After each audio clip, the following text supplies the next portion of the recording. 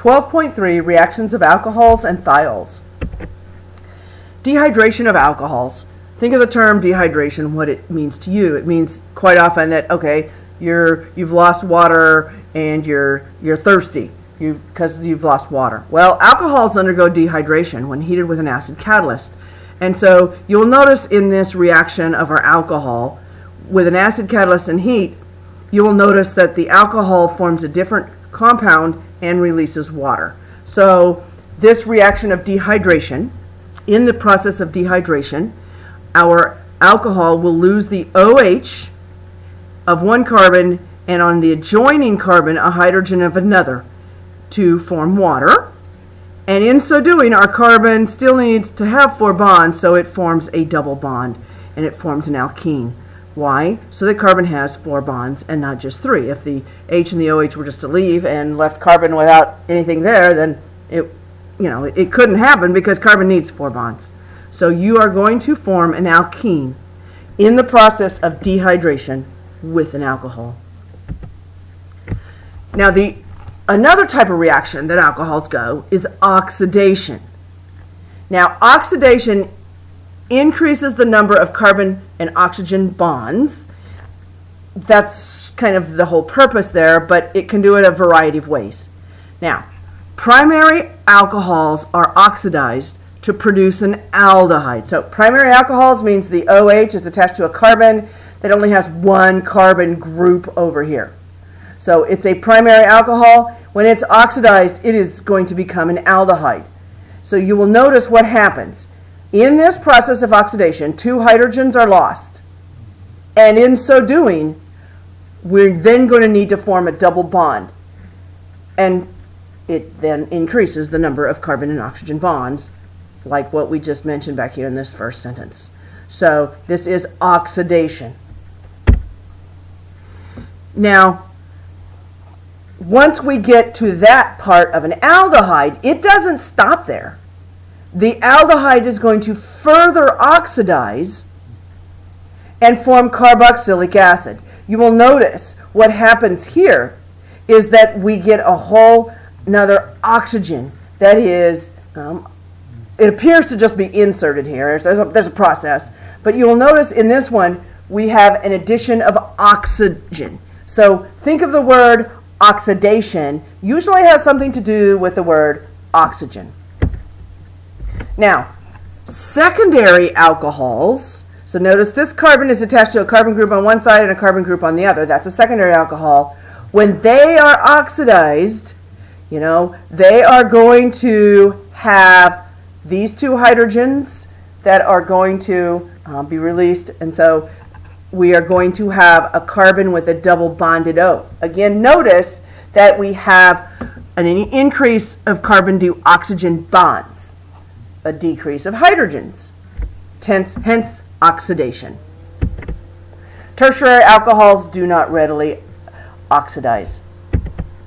Now, in summary of this, in an oxidation, there is an increase in the number of carbon to oxygen bonds, whether you get more oxygen or whether you form a double bond, and there can be a loss of hydrogen.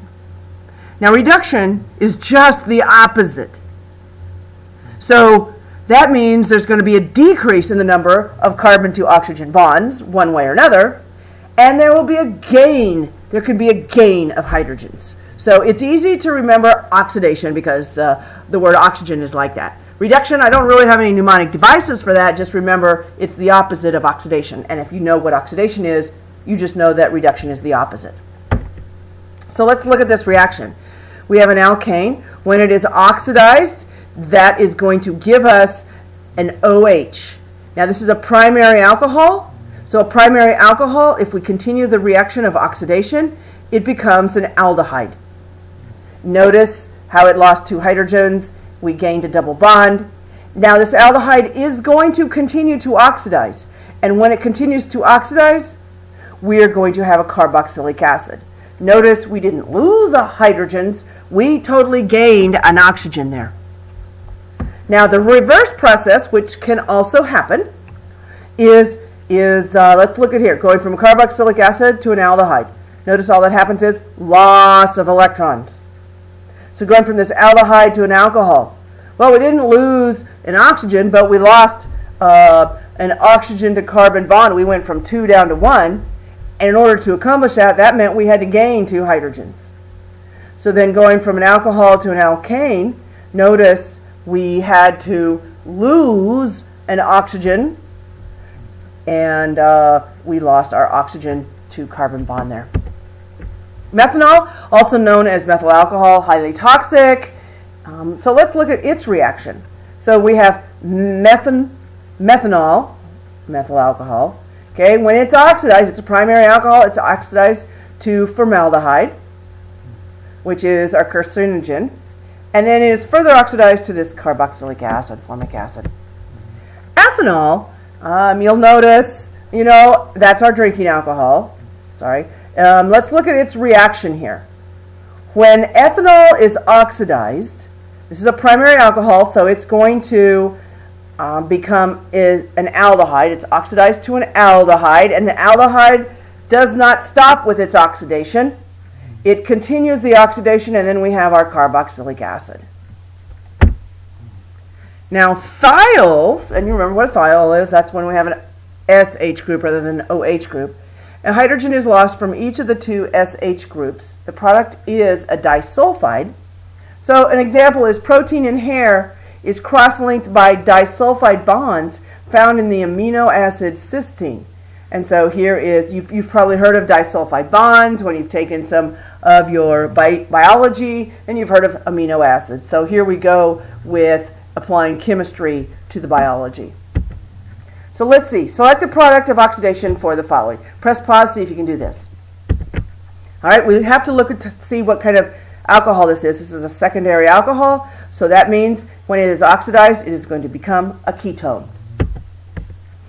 All right, press pause, see if you can do this one. All right, let's look and see what kind of alcohol this is. We have a primary alcohol. Oh, so we know a primary alcohol is first going to be oxidized to an aldehyde, but then it continues in its oxidation and it goes to a carboxylic acid. All right, give the primary product for the reaction of 2-propanol when it undergoes each of the following. See if you can get that. So we have our 2-propanol here, and so it is a secondary alcohol. So when it is oxidized to a ketone. Now dehydration, that means we're going to lose water. We're going to lose this water molecule. We lose the OH to 1 carbon and a hydrogen on the adjoining carbon, and you look and say, well, which side do I go to? Well, you go to the carbon that is going to be more stable, which is usually the carbon with less hydrogens on the adjoining one, which in this case doesn't apply because both of these carbons have 3 hydrogens. So it doesn't matter in this case which side we're going to dehydrate and make the double bond, the alkene.